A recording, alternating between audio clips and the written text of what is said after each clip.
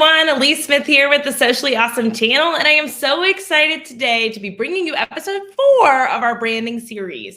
If you missed episode 1 through 3, you can go back and find them on our YouTube channel or a podcast, but it's all about branding, and it's leading up to our event that we're hosting or hosted. We started last night, Becoming a Brand Boss. So it's now too late for you to get registered and get entered in the group to get that challenge. So we started a 3-day intensive training on branding and socially awesome entrepreneurs. You can find the link in the show notes wherever you're watching.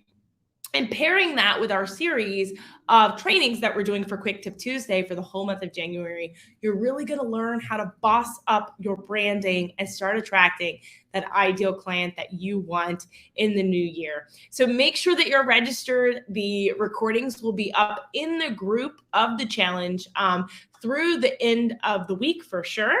And then, of course, you can purchase the recordings in the VIP sessions as well. So you can find all of that information in the show notes. And we're going to go ahead and dive in because today is all about what is brand culture. So let's start with the basics. Brand culture is the DNA of your company. It's the values responsible for governing every brand expression, customer interaction, hiring decisions, and so much more. And a lot of you are like, how does this even apply to me? Because I know a large part of my audience is solopreneurs. So they haven't hired anyone yet. If they have, they've probably got a VA that they might have contracted, but they might not necessarily be an employee. So a lot of you are going, what does this even have to do to me? But I want you to understand that if you have a vision for your company and it's going to get bigger and better, you really need to think a lot of this through in the beginning because it's going to help lead you in the right direction. So why do companies need a brand culture? So for some business leaders, it's the easiest thing to think that a brand culture is kind of like the processes and the web that connects your team and drives them to continue towards whatever your mission is. Okay. So it's also the solution that you can use to ensure potential customers, wrapping them up in a set of values, kind of what their long-term commitment and loyalty is worth. And it's a healthy branded balance that's visible to your customers. So the culture and the expression of your brand can be portrayed in your email marketing, your social media marketing, all of those things. So it shows through in your customer service levels, your services that are offered, the quality of your products, your day-to-day activities. I know you're going, what in the mumbo jumbo is she spitting out? But I want you to understand that every single piece of what your company puts out is part of your branding. So I'm going to give you a statistic here that's going to shock you because I'm a millennial, but 83% of millennials, okay, so we're the biggest buying group in today's world, want companies that are aligned with their values. What does that mean? I'll give you some examples. So if you watch NFL sports, you remember, a few years ago, there was some kneeling that was happening during the patriotic portion of the NFL games. So whether it be the national anthem, I even saw, one where the cheerleaders came out with the United States flag and people were kneeling. And one of the players that started that process was a influencer for Nike. And there were a large percentage of millennials that stopped buying Nike products because that brand supported that player that knelt when the United States flag or anthem or, whatever part of the process. I saw several different processes of how this was happening throughout other sports as well. There was a cause behind why the player was doing what he was doing. And there was a cause that these millennials felt, and this is a very controversial topic for me to even bring up, but it's important for you to understand because if you remember, a lot of people quit buying Nike products because they were supporting that player. And no matter what your beliefs are, those types of incidents can be a part of the buying culture of your customers. So millennials are very much want to align with brands that have the same, values and missions and cultures as them. So they want to give their business. They want to spend their money with people that align with them.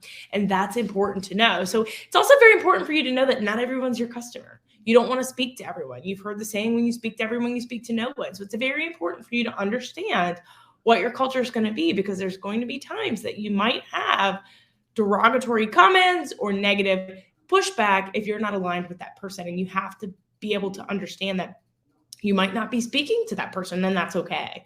So make sure that you understand that. But modern clients buy from you. They're not just purchasing a product or service. They're acquiring something to further strengthen their image and the way that they share it with the world. And they want to make sure that you're sharing it with the world the same way. So if your brand culture is built on positive vibes, your customers will want to be associated with it. So I'll give you another example of Apple. The company's culture is built around ideas of innovation and consistent growth, and employees are defined as geniuses. Okay, they're Apple geniuses, given the power of enlightening customers, and it constantly enriches their skills. So getting involved with a brand like this allows customers to present themselves as forward-thinking, pioneering, unique. You're up on the trends. So that is something that customers support Apple to get that culture. So the benefits of a good branding culture, it might seem complex, and it can be, but you need to define who you are as a company. So the concept revolves around the idea that a brand can have a rich identity that represents shared attitudes, experiences, values, all of those types of things. So cultural branding focuses heavily on connecting your company with the demands and innovations of the customers that you want to serve. So with brand culture, you'll use your values to keep and attain brand promises, and also to serve your customers. So benefits of having a good brand culture can include, like, you're attracting, which is part of what we talk about at branding in general, attracting your ideal client, attracting like-minded people. If you have a very strong brand culture, you're going to attract a certain type of person to that. And being niched down and knowing what your customer is going to help it be easier for them to find you. So that's making you magnetic. It's also building motivation. So through an effective brand culture, you'll develop an environment where people are motivated to purchase from you. They're motivated by your values. You'll create ambassadors and influencers and people that want to support you and help your company grow at a very minimal investment.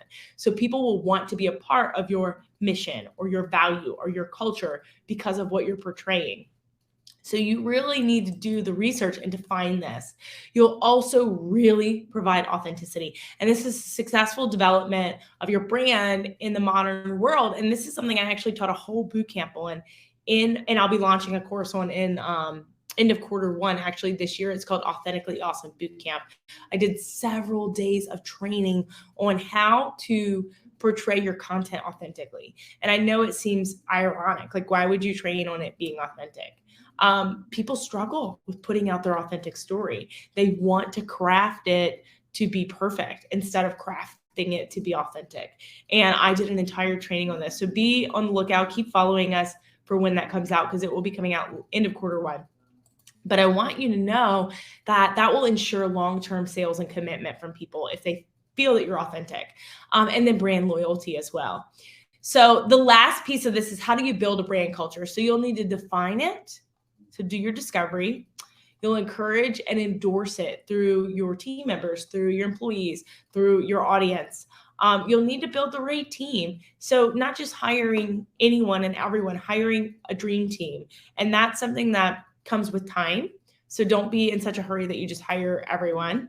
Reward and recognize the people that are living out your culture, alongside you. So if you have people in your audience that are constantly supporting you, make sure they get some recognition, and work on your branding elements to make sure that they are attracting those people you want to work with. So I hope you got value out of this episode. If you did, please take a screenshot of wherever you're listening or watching and put in your stories, tag me. I will make sure to give you a shout out. It's the best way to grow your own audience, so leverage other people's audiences. And as always, if you haven't already subscribed, make sure that you do, so you get our entire series for this month and all of our Quick Tip Tuesdays to come. As always, make it simple, make it social, make it awesome, and check the show notes for all of the deeds that you want. See you next time.